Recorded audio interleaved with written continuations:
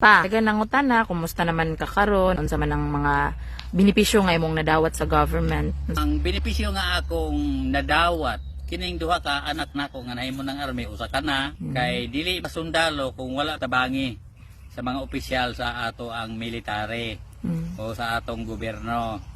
Usa na siya. Ang ikaduha, kining giplaster ko, ay daghang security. Tanang unit na. Wala nga daghang ko og security. Dili ko mahadlok nga magpuyo kay gwardyado ko.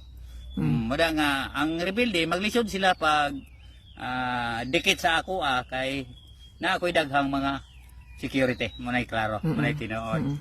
Na dakong ganti na ko ni gikan sa gobyerno nga na ako giplastar wala ko pasagdi.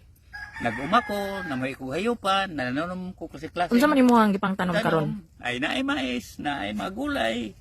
Kasi saging nananom ko. Mga nangka sa kwarta na ko. Kani mga hayop nga akong giatiman, ako ni nga kaugalingon. Negosyo pod ni nako og naay mamalit basta makasarang sa presyo. Baligyaan nako.